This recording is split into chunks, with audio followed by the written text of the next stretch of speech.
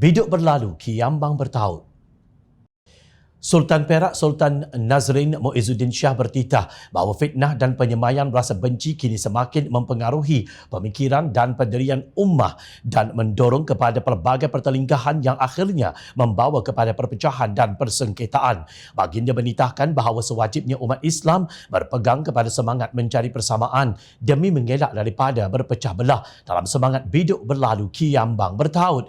Berpeganglah kepada tali Allah agar kita tidak berpecah belah dalam semangat keimanan bertuhankan Allah, menerima Nabi Muhammad sallallahu alaihi wasallam sebagai rasul junjungan, bersolat berkiblatkan Kaabah yang satu, menjadikan Al-Quran kitab rujukan yang sama dalam semangat umat Islam itu bersaudara. Titah baginda ketika berucap pada majlis perasmian penutupan tilawah dan menghafaz Al-Quran peringkat antarabangsa ke-63 di Pusat Dagangan Dunia WTC kemarin, lapor bernama Titah Sultan Nazrin, perpaduan ialah perkara yang wajib diutamakan dan dijiwai oleh insan yang menghayati ruh Islam, kerana Islam ialah agama yang menekankan kepada aspek keamanan dan perdamaian. Umat Islam adalah bersaudara atas dasar tautan ruh yang seharusnya berperanan memperkukuh rasa kasih sayang, saling hormat menghormati serta bersikap sopan terhadap orang lain, titah baginda. Sekali lagi, Sultan Nazrin melahirkan rasa duka cita baginda terhadap runtuhnya persaudaraan insaniah akibat semakin berleluasanya fitnah dan kebencian dalam kalangan umat Islam. 6 hari lalu, baginda bertitah agar langkah tegas segera dilaksanakan bagi membendung pihak yang menyentuh isu 3R, iaitu agama, raja dan kaum yang semakin disensasikan dan dipolitikkan. Menurut titah baginda, usaha-usaha preventif menghindarkan perkara ini daripada berlarutan wajib dirintis, kerana jika dibiarkan berlarutan, ia akan menjejaskan kestabilan negara, pembangunan dan juga ekonomi. Semua parti di negara ini harus mengakui bahawa kita berkewajipan untuk memelihara perpaduan ummah, bukan hanya dalam konteks agama, tetapi termasuk juga dalam hidup bermasyarakat demi kestabilan dan kesejahteraan negara. Semua pemimpin parti wajib mengutamakan kebajikan rakyat dan menunaikan hak masing-masing, merangkumi pendidikan, sumber makanan, kesihatan, perubatan, peluang pekerjaan, keselamatan dan kemudahan awam. Pemimpin tidak wajar mementingkan diri sendiri, tetapi pada masa yang sama mengabaikan kesejahteraan dan kebajikan rakyat. Teladan telah ditunjukkan oleh para sahabat yang mulia, antaranya Saidina Umar Al-Khattab ketika menjadi khalifah. Kisah ini turut disebut oleh pendakwah yang dikenali di peringkat antarabangsa, Ustaz Datuk Dr. Daniel Zainal Abidin dalam satu ceramahnya.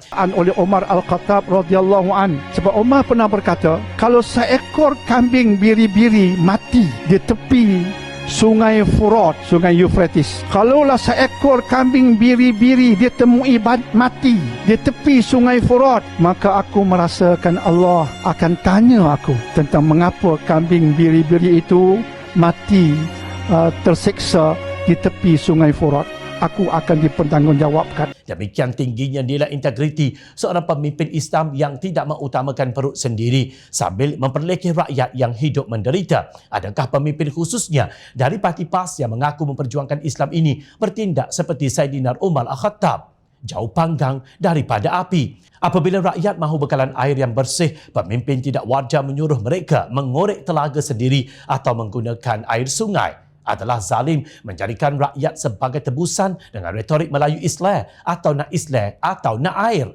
Islam adalah rahmatan lil alamin dan tidak mengamalkan diskriminasi termasuk dalam pengagihan sumber ekonomi.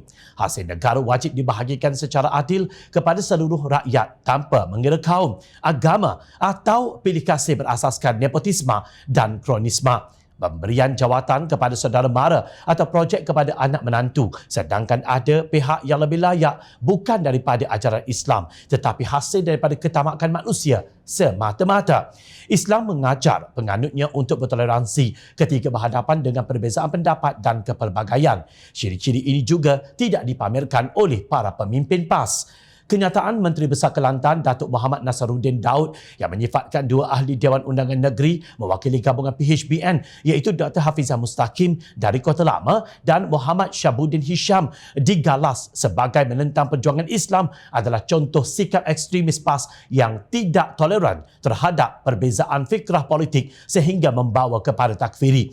Titah Sultan Nazrin bukan untuk kita dengar sambil mengangguk-ngangguk dan kemudian pulang tanpa berbuat apa-apa. Justru marilah kita kembali bersatu padu dan tidak harus bersengketa seperti yang diperintahkan Allah Subhanahu Wa Taala menerusi firman-Nya dalam surah Ali Imran ayat 105 yang bermaksud, dan janganlah kamu menjadi seperti orang-orang Yahudi dan Nasrani yang telah bercerai-cerai dan berselisih dalam agama mereka sesudah datang kepada mereka keterangan-keterangan yang jelas nyata yang dibawa oleh Nabi-Nabi Allah, dan mereka yang bersifat demikian akan beroleh azab seksa yang besar. Susah sangatkah untuk menjunjung titah Sultan Nazrin yang menyeru ke arah kebaikan bagi semua rakyat Malaysia?